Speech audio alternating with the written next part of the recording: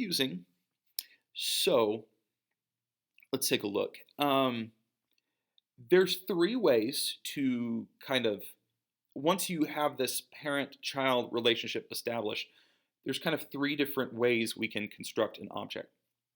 One is to construct a child object like this, where you say, I am making a new child object.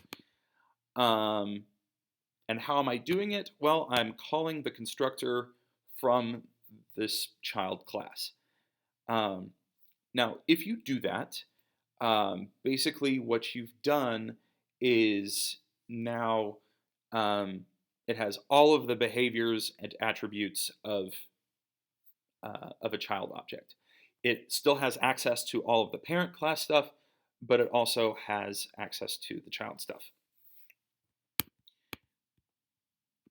Now let's say we just make a parent class object. Well, if you make a parent class object using this parent constructor, it has access to none of the child stuff. None of the methods, none of the attributes. It is a parent class object. It is an animal, not a dog. Okay? Now this one is the one that may seem a little weird, and you may not even understand why we do it. I'll try to explain this in a second. So you can make a parent class object using the child class constructor. Now, when this happens, okay, your new object that you made only has the behaviors of the parent class object. So if you try to call a method that's only in the child class, it's not going to happen. It goes, what? What's that? You're a parent. You're a parent. I don't know what this thing is going on in the child class. Okay?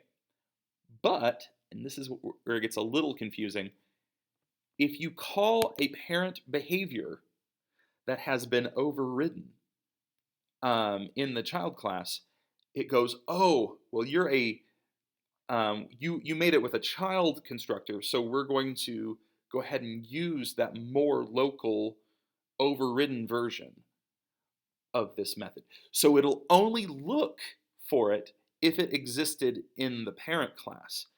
But if there is a more local version, it'll use it.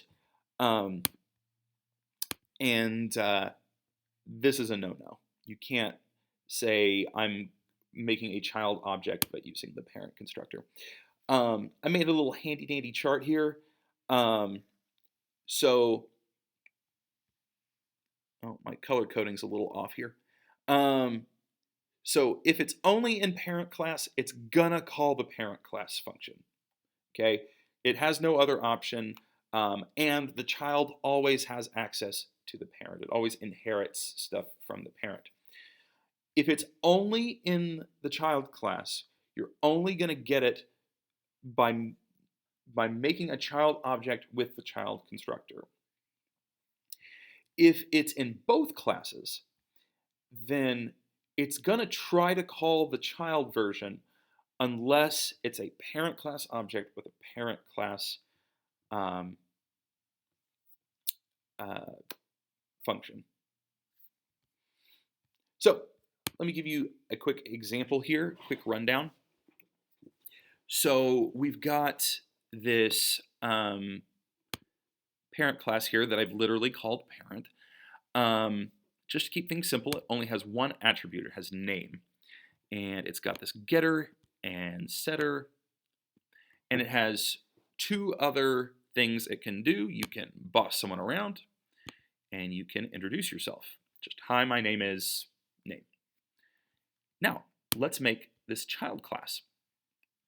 Now, the first thing you should notice is that we are extending the other class. You have to say that in the header, or it's not going to know it's a subclass. And I went ahead and called the superclass constructor, the parent class constructor, because what did we need? We just needed a name. So that's all I fed it. So this is saying that as you make that child class object, you're basically simultaneously um, creating this other thing. Um, but what extra functionality have I given it? Well, a child also has a hobby. So I made a new variable here. I fed it a new value, and I added a getter and setter here. I also have overridden the introduce method. Instead of just saying, hi, my name is so-and-so, and I like, or instead of saying, hi, my name is so-and-so, I've added this extra, and I like this hobby. So this method exists in the parent class, but it's being completely overridden in the child class. Not just overloaded, because we're not adding extra or different parameters. So what happens is when I go to my main class,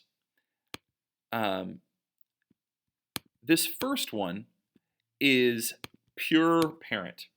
It has no clue about any of the child stuff, so it's going to call the introduce method from the parent class.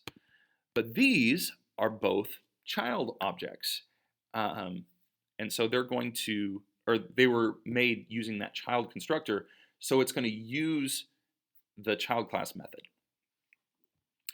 Now here, there's only one boss around method. It's in the parent class, and both parent and child have access to this. So the parent class object gets called, or method gets called. Now get hobby only exists in the child class. So any parent object, even if we used the child constructor, it goes, hobby? What's going on? Which is funny because it still knows about the hobby up here, you'll notice.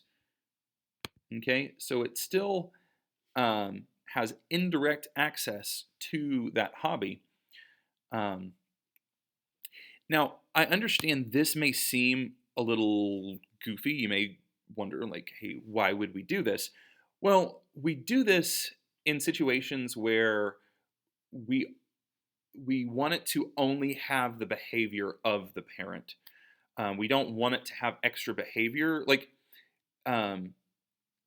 think of like if you were going through like a list and you were going through each um, object, and if you're doing all of the animals, you don't want to have like a swim command in your loop because not all animals can swim. But you can have an action in there that all animals can do. So you want to make sure it's, when it's a parent class object, that you're only calling things that all of these parent class objects can do, even if they might do it in a different way. So that's subclasses. They are probably not as important as something called interfaces,